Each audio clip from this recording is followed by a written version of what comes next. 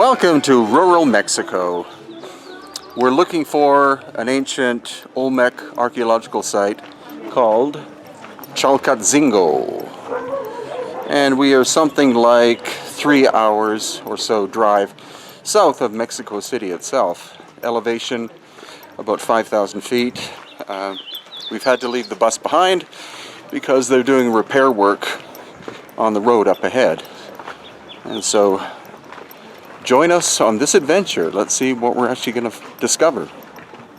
So if you didn't know, in terms of timeline, you have the Aztec culture, destroyed by the Spanish around 1520.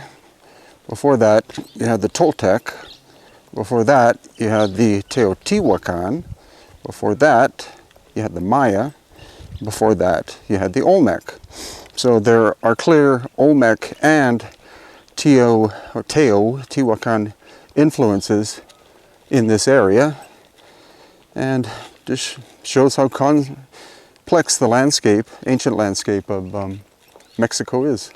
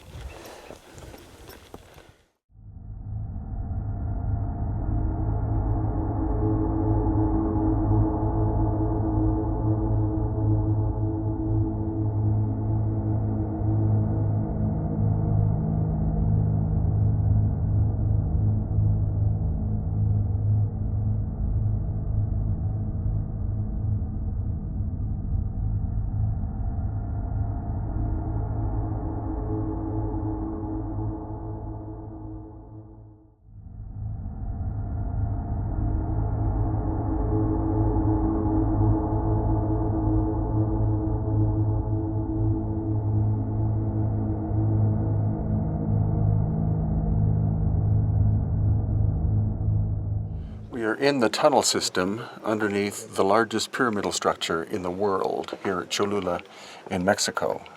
This tunnel network is at least 10 kilometers in scale and has many different branches going off.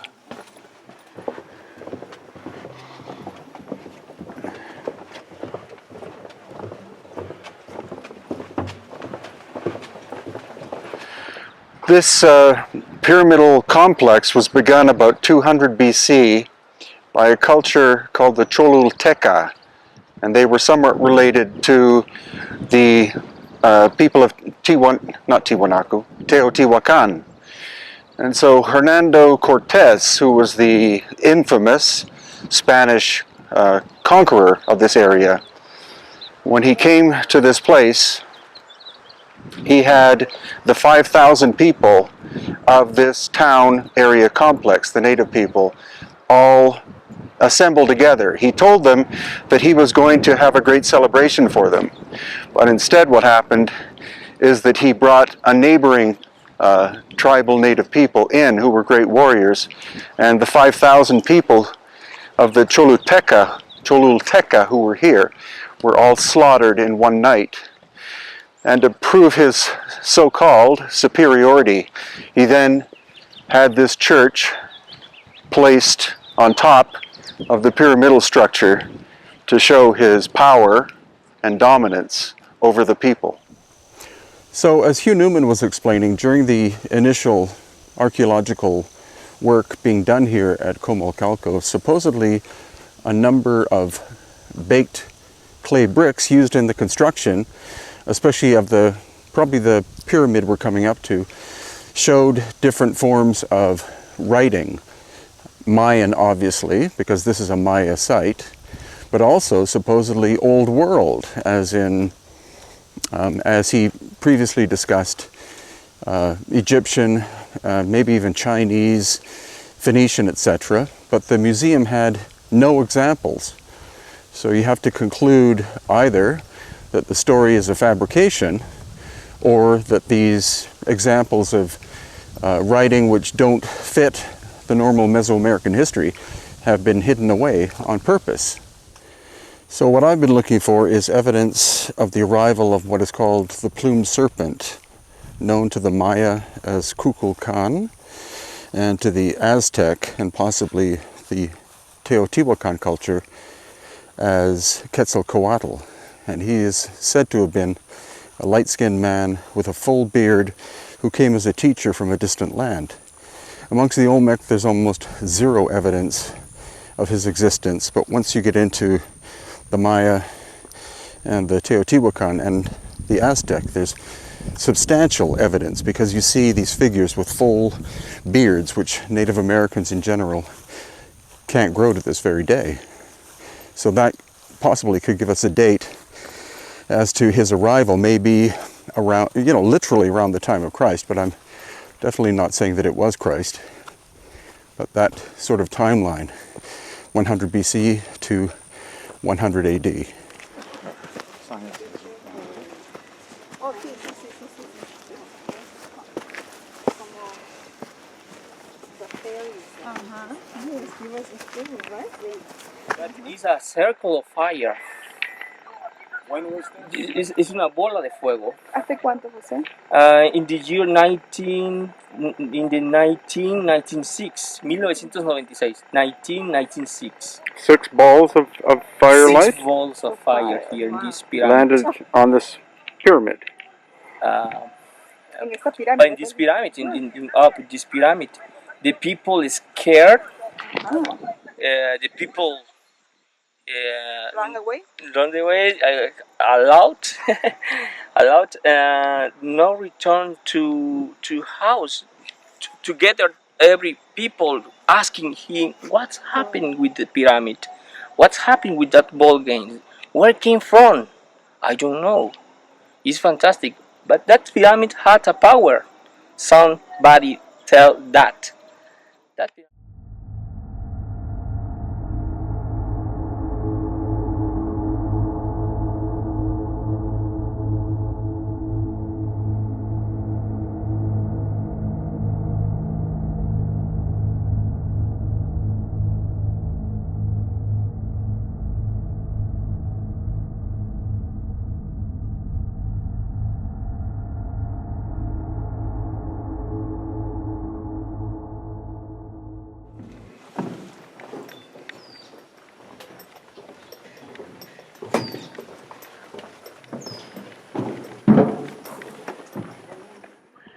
We're at Palenque, which is on the Gulf Coast of Mexico, steamy jungle area. This is one of the great Mayan cities.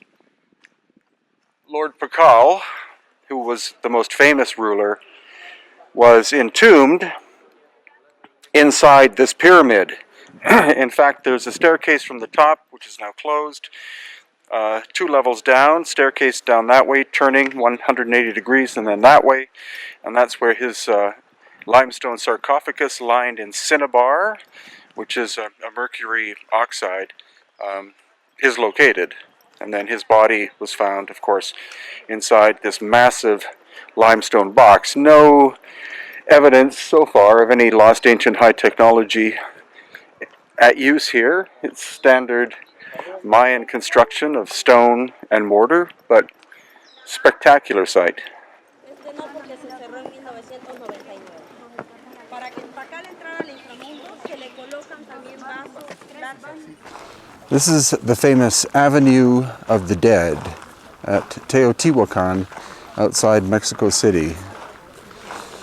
It was built supposedly by the Toltec civilization maybe 2,000 years ago, and the famous Aztecs passed by this area as they were looking for their new homeland, which is present-day Mexico City, but was called Tenochtitlan, which means the place or the land of prophecy, or the place or land of the prophets. So it's actually likely that this little pyramid, which was built in front of the temple of Quetzalcoatl, or the plumed serpent, was done so on purpose to hide or partially isolate the temple of Quetzalcoatl in behind, because it's likely that it, in fact, was the most sacred place at Teotihuacan and could possibly be the oldest. The construction technique used at the temple of Quetzalcoatl is very different than the later works that we see, these little pyramidal structures that you see there. Lots of mortar used in construction.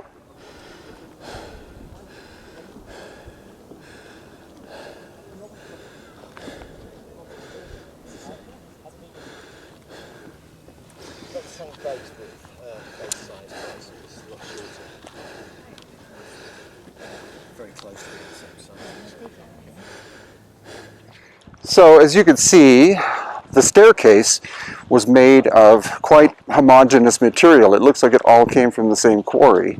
There was no mortar used in that lower section of intact staircase. Then all the material above is very inferior. And again, it's likely that the stone-on-stone contact aspects were original. Something devastating happened to the structure. And then the Toltec rebuilt in the area, incorporating the ancient parts. And that's what we find in Peru, Bolivia, Egypt, Lebanon, any place where there's an ancient site where there are aspects of megalithic construction. In the middle of a farmer's field here, near the Gulf of Mexico, in Mexico, and we've actually found, or are being shown, Tres Zapotes, which is the actual Olmec civilization site. We just went to the museum and bumped into Senior Victor, who's a local archaeologist, and this is something that basically no outsider bothers to try to find. So the site, these mounds, are at least 2,000 years old. A lot of the artifacts in the local museum, including 2 large stone basaltic Olmec heads, are from this area. They even found a stele, which is a flat inscription that had dating on it, and dated at, or the date spoken of on the stele is 31 BC, which predates the Mayan culture. The symbolism is the same you find in the Mayan culture, and so that gives us an indication that before the Maya, the Olmec were the keepers and possibly producers of one of the world's most accurate calendar systems.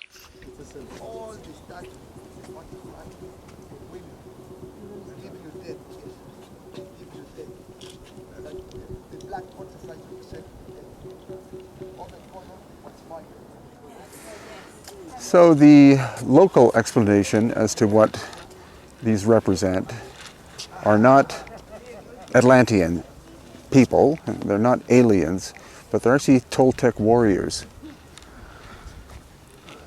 The headdress, you see snakeskin, and then you see feathers, so that's the symbol of Quetzalcoatl.